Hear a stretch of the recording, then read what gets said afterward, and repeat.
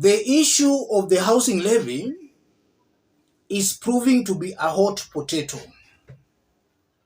Today morning, the Court of Appeal blocked the government from collecting the housing levy, and William Ruto and his team have vowed to appeal that judgment. Kenyans are talking and debating about that issue. I want us to listen to WAMUCHOMBA, who spoke earlier on before that ruling, for her sentiments are going to inform the basis of our analysis. Listen to this. And Uhuru Kenyatta did not ask us for house levy. So the reason why I've been critiquing this housing thing is because somebody is using the name house to collect tax. But that tax is not going to house. Number two, the houses that are being constructed as affordable, they are not affordable. You cannot tell me that Mama Boga of Githunguri can afford a house where she's supposed to be paying 31,000 shillings per month so that she can own that house. That is not affordable. Let me take you to Benin. Benin is an African country. For the last 3 years, they have been constructing what they are calling social housing for the low cadre citizens. And for you to be able to get that house, all you need to do is to prove that you can be able to afford rentals of that house. And in Benin, there are no documents to fill. You just present yourself with money and say, I can afford to pay this house worth 5,000. And you prove that you can afford to pay 5,000. You are given the house.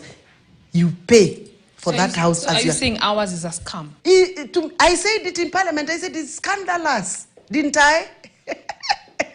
To me, this is, I have said it and I will repeat. To me, if really you want to make people affordable house, affordable means use whatever is available in your neighborhood, put it together, and make an affordable house. So go to the coastal region. Do they have coconut leaves? Yes. Do they have bamboo? Yes.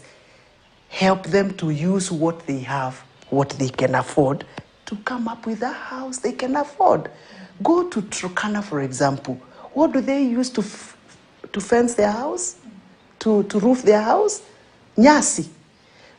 Go and enable them to get what they can afford and build them the houses they afford, and they will live without pressure. But don't give me an affordable house, yet every month you want me to give you 10,000. Nitoe wapi? You know, if you want to make a massage. In our earlier video, I did ask, what's William Ruto's interest in this housing levy? He seems to be very passionate about it to a point somebody can just easily say he has got personal interest in this housing levy thing, and to a larger extent, the housing units being built. This housing unit started long time ago. In fact, the houses William Ruto is launching today were built by Uhuru Kenyatta. What's Ruto's main interest? Uhuru built these houses without Kenyans being deducted any money to build the houses. Why is Ruto deducting money from Kenyans to build the houses? If you look at these houses we are being told Ruto has built, they are even more expensive than the market price. So you fail to understand what's going on here, ladies and gentlemen. Could it be another G2G deal where we were told that the G2G deal was to strengthen the Kenyan shillings and even to make petroleum prices cheaper, only that it ended up increasing the prices and leaving Kenya with a debt of about 9 billion Kenya shillings? Are we facing another kind of a deal similar to the G2G? Let me say this, ladies and gentlemen. These houses are not affordable. In fact, they are even more expensive than the ones in the market. They are more expensive. And does it make sense that you are being deducted money to build the houses? Upon the houses being completed, then you are told to buy them again at a more expensive price than the market rate. It doesn't make sense. It's certain and very clear some rogue elements in Kenya Kwanza government who are using taxpayers' money to build those housing units, after which now they will sell them to any Kenyan. That's what I'm seeing here. So to start it off, the houses are not meant for hustlers. These are very expensive houses that only the so-called dynasties will be able to afford. Because also we have been told that to rent those houses in order to own them later, you have to part with as much as over 30,000 to rent some of those houses. Some are 18,000, some 21,000. So you find that the houses are not for the hustlers, for the ordinary mamamboga. They are far much expensive and out of reach for the ordinary mwananchi. So the houses are not affordable. They are not meant for hustlers. Some rogue elements in the government are using taxpayers' money to build those houses.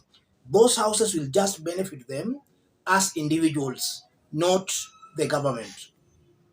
And then secondly, if you look at William Ruto, every now and then he goes around the country saying that some Kenyans don't want others to own houses. That has been his narrative. And now with the court now blocking that levy, he'll go around the country telling Kenyans that the courts are blocking the affordable housing units.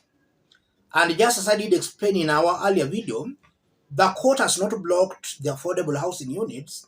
The court has blocked that tax. After all, those houses were being built by the previous government without Kenyans being taxed.